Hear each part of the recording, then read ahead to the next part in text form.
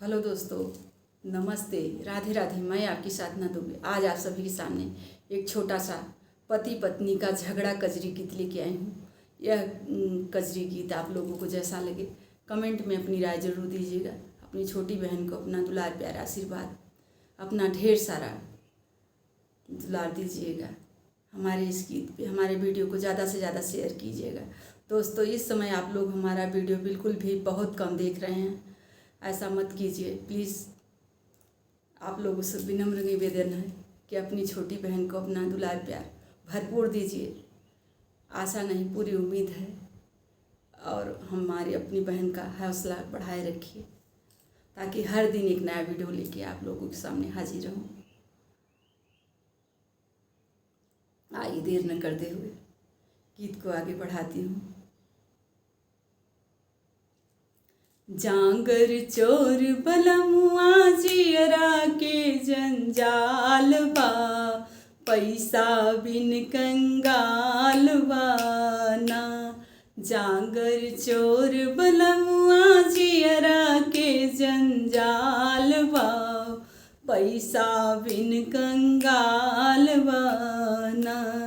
जांगर चोर बलमुआ जियरा के जंजाल बा, पैसा बिन कंगाल बाना।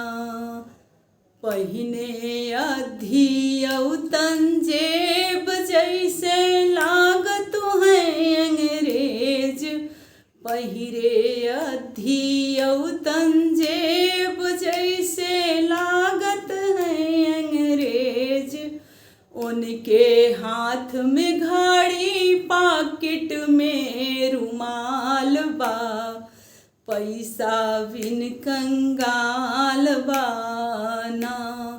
पहिने अधियौतन जेब जैसे लागत है अंग्रेज, उनके हाथ में घड़ी पॉकेट में रुमाल बा, जियरा के जंजाल बाना।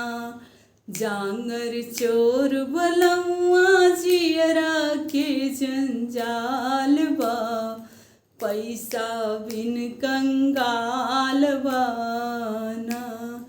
एक दिन सानत रहले आटा, हमरे हाथ में गड़ी गवा कांटा। एक दिन सानत रहले आटा, हमरे हाथ में गड़ी गवा कांटा।